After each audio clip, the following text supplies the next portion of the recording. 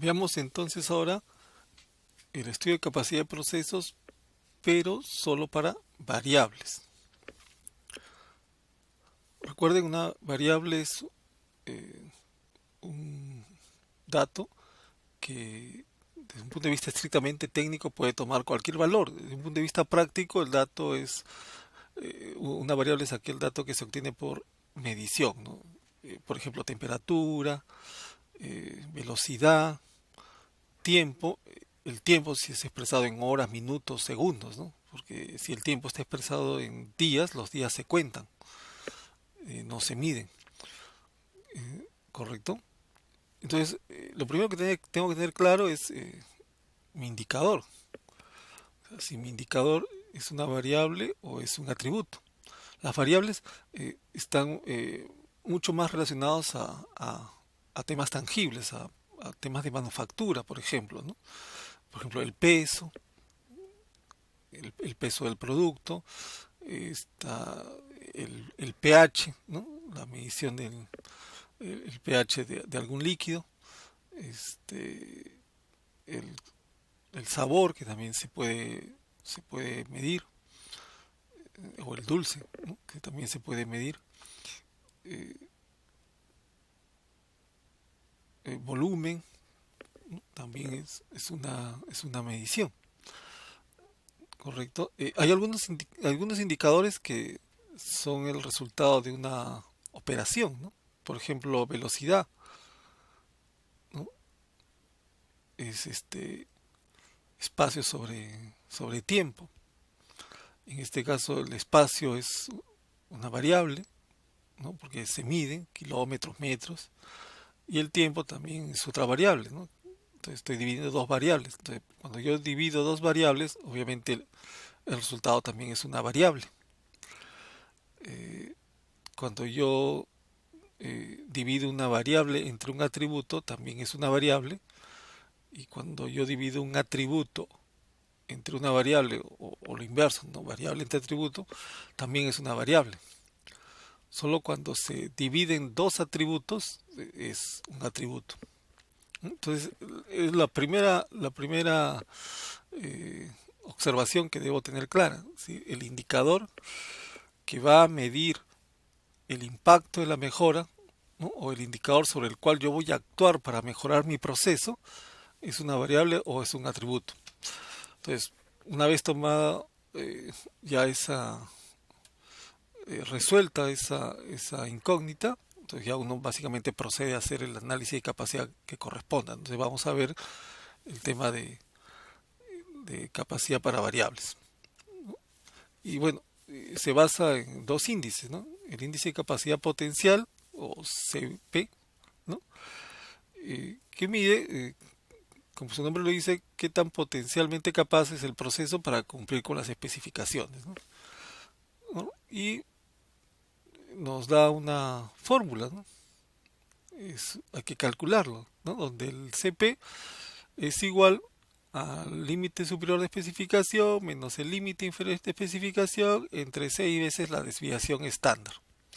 Recuerden el concepto, la voz del cliente, que son las especificaciones, y la voz del proceso, ¿no? Que es el, el comportamiento actual del proceso, ¿no? Que se le conoce como el concepto de variación. Básicamente es una comparación, ¿no? Eh, Le decía, ¿no? Si mi indicador es peso, entonces me dice, oye, el peso del producto debe estar entre 90 y 100 gramos. Eso vendrían a ser las especificaciones. Entonces, eso iría en el numerador, ¿no? Eso iría en el numerador de la fórmula, ¿no?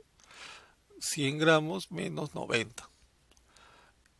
Entre, dice, 6 veces la desviación estándar. Entonces, la desviación estándar habría que calcularla, ¿no? Yo tengo varias mediciones de pesos de varios productos y con esos datos es fácil calcular la desviación estándar, ¿no? Y simplemente se multiplica esa desviación estándar por el factor 6, ¿no? Y se hace una división, ¿correcto? Y este valor de CP, mientras más grande es mejor. O sea, mientras el valor del CP sea mayor, significa que el proceso es más capaz, ¿no? ¿A partir de qué valor se puede decir que ya el proceso es capaz? Cuando es mayor que uno. Entonces es un índice que rápidamente me permite saber qué tan capaz es el proceso. Bueno, veamos ahí un ejemplo sencillo, ¿no? Se tiene la siguiente información de un proceso donde las especificaciones son 11 y 10.5 y los datos del proceso, ¿no? La desviación estándar y el promedio. Normalmente uno siempre calcula el promedio, no calcula la desviación estándar.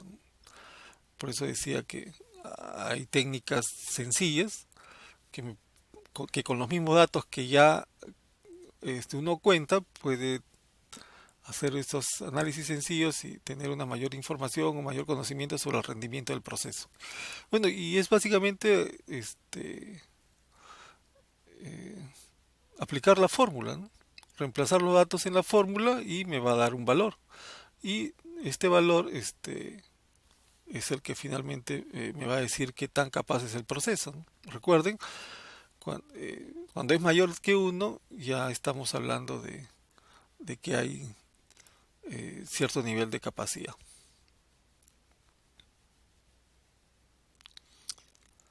Bueno, hemos dado el promedio como dato, pero también se han podido dar cuenta que la fórmula no interviene, ¿no? Porque básicamente estamos comparando el rango de especificación o la tolerancia, ¿no? Que se ve en el numerador, ¿no? El rango de especificación o tolerancia entre qué tanta variación tiene mi proceso, ¿no? La variación de mi proceso está dado por 6 veces la desviación estándar, ¿no? ¿Qué es lo que uno quiere? Que su proceso cada vez tenga una variación cada vez más pequeña, ¿no? Mientras más pequeña es la variación, es mucho mejor, ¿no? Normalmente el numerador tiende a ser más estático, ¿no? Porque, bueno, cambia, cambia poco, ¿no? Porque es una especificación que se ha establecido de alguna manera, ¿no? Por norma, por el mercado o desde un punto de vista técnico, ¿no? Lo que sí puede variar o cambiar mucho más es el denominador, ¿no? Porque uno finalmente actúa sobre la desviación estándar, ¿no? Sobre la variación, ¿no? 6 veces la desviación estándar es el cálculo de la variación de mi proceso. ¿Qué tanto varía mi proceso? O sea, qué tan dispersos son los datos, en este caso, ¿no? de este indicador. ¿Correcto?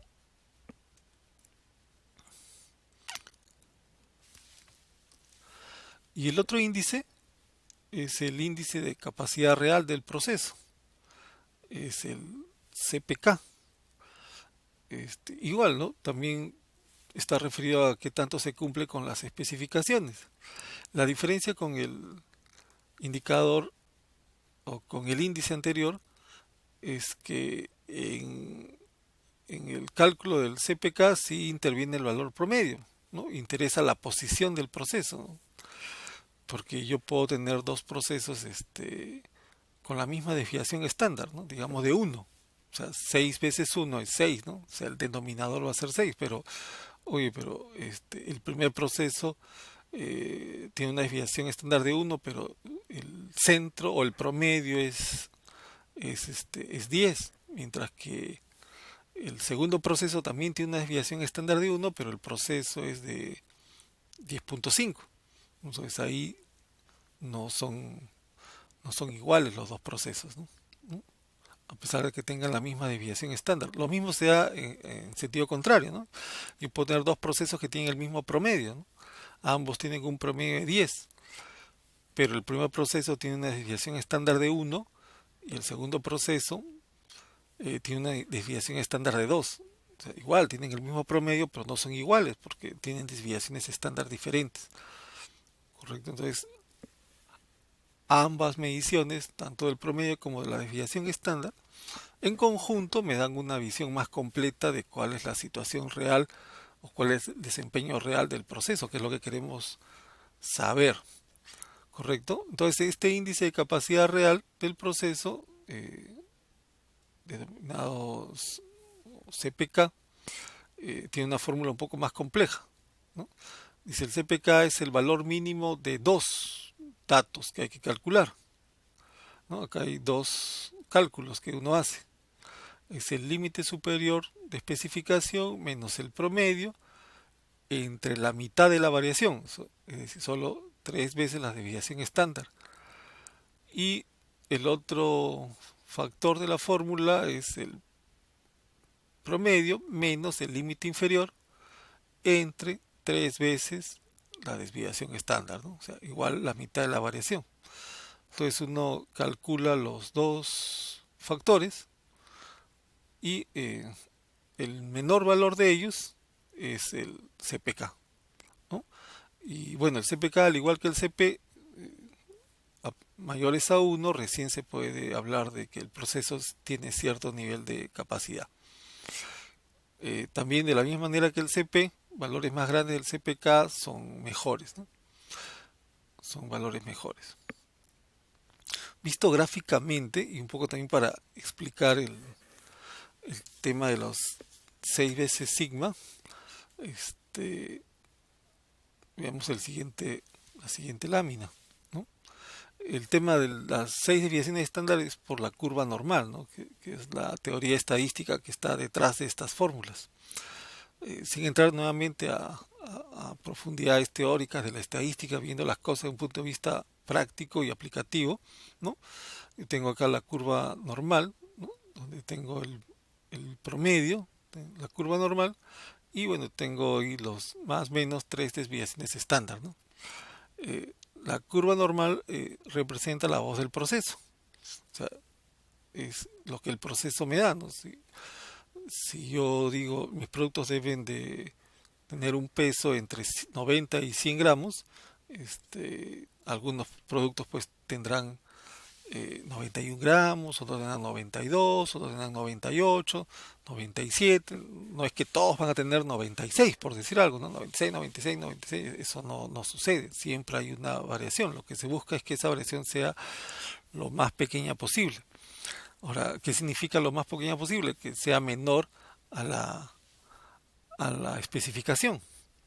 Si el rango de especificación es de 10 gramos, ¿no? Para el ejemplo que estoy dando, entre 90 y 100 son 10 gramos, la variación debe ser menor a 10 gramos para que todo pueda cumplir, ¿no? Para que todo mi volumen de producción pueda cumplir, ¿no? Entonces, el, el tamaño tolerable de la variación está dada por las especificaciones. Entonces, regresando al diagrama, la curva normal representa mi producción, ¿no? Y bueno, y mi producción va a tener un valor promedio y más 3 sigma hacia la derecha y menos 3 sigma hacia la izquierda. Pero por otro lado tengo las especificaciones, ¿no? El límite inferior de especificación y el límite superior de especificación, ¿correcto? Y podemos ver gráficamente que a pesar de que el promedio está dentro de la tolerancia o dentro del rango de especificación, hay valores que salen de ese rango, ¿no? Salen de ese rango, ¿por qué? Porque el promedio, miren, está, digamos, muy cercano a uno de los límites de especificación, ¿no? Está desviado hacia uno de los límites de especificación, por eso es que esas 3 desviaciones estándar hacen que sobrepase, o un porcentaje de mi volumen sobrepase por debajo del límite inferior de especificación, ¿no? Entonces, ¿qué es lo que está midiendo el CPK? ¿No? Recuerden, la fórmula es el mínimo de dos cálculos, ¿no? Es el primer cálculo que es el límite superior de especificación, que es esta, menos el promedio, ¿no? Es esta distancia, entre 3 veces la desviación estándar, ¿no? Entonces acá está el primer factor de cálculo, ¿no? De la fórmula, la primera parte de la fórmula. Y la segunda parte de la fórmula, ¿qué es? Es el promedio menos el límite inferior de especificación, que es esta distancia. El promedio menos el límite inferior de especificación entre 3 veces la desviación estándar. ¿no? Entonces, eso es lo que está haciendo la fórmula, esa es la comparación que está haciendo. Y bueno, y obtiene dos valores, ¿no? Entonces, como ustedes podrán ver rápidamente, el primer valor va a ser mayor que uno, ¿no? Porque esta distancia, que es el numerador, es más grande que esta distancia, que es el denominador, ¿no? Entonces, cuando yo divida, va a ser mayor que uno. Mientras que el segundo elemento de la fórmula es el promedio menos el límite inferior, que es esta distancia pequeña, que es menor al denominador, ¿no? 3 desviaciones estándar. Entonces, cuando yo haga esta división, va a ser menor que uno. Entonces, ¿qué me dice la fórmula? Que tengo que agarrar el mínimo de los dos. Entonces, voy a agarrar este. ¿Por qué se agarra el menor? Porque el menor me da una información más real de qué tan capaz es el proceso para cumplir con las especificaciones, ¿no? Al decirme que es menor que uno, ¿qué me está diciendo?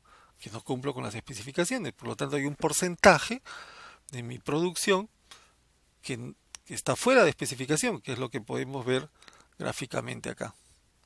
Si uno tomara el mayor, el valor mayor, este, me va a decir, oye, todo está bien, lo cual no es cierto, ¿no? Por eso es que se toma el valor menor, ¿no? ¿Correcto? Entonces, esos son los índices que me ayudan a saber eh, qué tan capaz es el proceso. Ahorita hemos visto rápidamente, de manera conceptual, y luego vamos a hacer ahí un ejercicio para que reforzar la idea, ¿no? Bueno, y podemos ver un ejemplo, ¿no? Igual las especificaciones del cliente, ¿no? Son 3.20 pulgadas más menos 0.10, ¿no? Entonces el límite inferior es 3.10 y el superior es 3.30, ¿no? Dice el proceso opera sobre una media de 3.15, ¿no? La media es fácil de calcular, tengo varios datos de, ¿no? En este caso de longitudes, y calculo fácilmente el promedio, me sale 3.15. Y también con esos datos puedo calcular fácilmente la desviación estándar, ¿no? 0.05. Y bueno, calculo el CP, ¿recuerdan? Límite superior menos límite inferior entre 6 veces la desviación estándar, ¿no? Entonces me sale 0.666. ¿Qué significa 0.6? Menor que 1, el proceso no es capaz. Es decir, que la variación del proceso, ¿no? El denominador es mayor que el numerador. Es decir, la variación del proceso es muy grande, ¿no? ¿Recuerdan? La idea es que la variación del proceso o la dispersión de los datos, ¿no? de este indicador sea menor que la tolerancia, ¿no? En este caso es mayor, ¿no? Por eso es que al ser el denominador mayor, el CP sale menor que 1, ¿no? Y el CPK, ¿no? Es el límite superior menos el promedio entre 3 veces la desviación estándar, y el otro factor es el promedio menos el límite inferior entre 3 veces la desviación estándar, ¿no? Entonces el primero elemento me da 1 y el segundo 0.33. Entonces se toma el menor, ¿no? El mínimo de estos dos. Entonces el CPK de 0.33 también es menor que 1. Entonces puedo concluir que el proceso es potencialmente no capaz y realmente no capaz. Recuerdan que el CP es el índice potencial y el CPK es el índice real, ¿no? Entonces es potencialmente incapaz o no capaz y realmente no capaz, ¿no? ¿No? Como el CP es menor que 1, dice la variación del proceso es muy amplia, ¿no? O mayor que la tolerancia, ¿no? Que lo vemos acá en la fórmula del CP. Como el CPK es menor que 1, dice que se producen defectos, ¿no? Muchos defectos, es menor que 1. Entonces hay un porcentaje que está fuera de especificación, ¿no? Como el CPK es menor que el CP, y me dice que el proceso está descentrado, ¿no? Y como el que he elegido es en el CPK, de los dos valores calculados, se ha elegido el menor, que está referido al límite inferior. Entonces dice, ¿no? El proceso está descentrado y cercano al límite inferior, ¿no? puede producirse efectos por debajo del límite inferior. Tenemos una tabla que me ayuda a ciertas interpretaciones, ¿no? CP menor que 1, proceso incapaz. CP igual a 1, la amplitud del proceso o la variación del proceso es igual a la tolerancia, ¿no? O sea, las 6 desviaciones estándar son igual al límite superior menos el inferior. Y mayor que 1, proceso potencialmente capaz, ¿no? Potencialmente porque es el índice CP, ¿no? Capacidad potencial. Y bueno, hay un estándar de referencia que me dice que lo ideal, que el mínimo del CP para que se considere potencialmente capaz es 1.33, ¿no?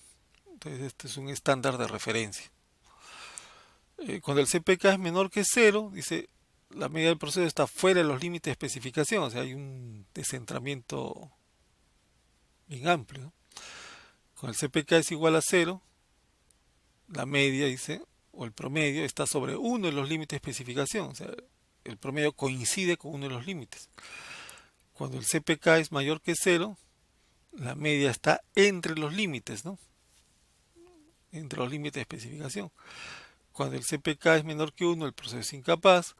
Cuando el CPK es igual a 1, el proceso está centrado y la amplitud del proceso es igual a la tolerancia, ¿no?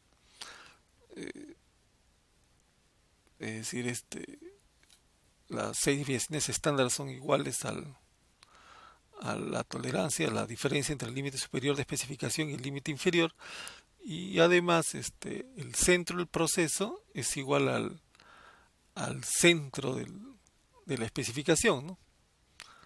El centro de especificación es el límite superior menos el límite inferior entre 2, ¿no? No, perdón, límite superior más límite inferior entre 2, ¿no? El promedio de los límites. El CPK mayor que 1, proceso capaz, igual el estándar de referencia, ¿no? Es 1.33. Y cuando el CPK es igual al CP, dice que el proceso está centrado con respecto a los límites de especificación, o sea, está en el centro. El centro del proceso o la media del proceso es igual al centro de especificación. Entonces, esta tabla nos ayuda a hacer algunas interpretaciones.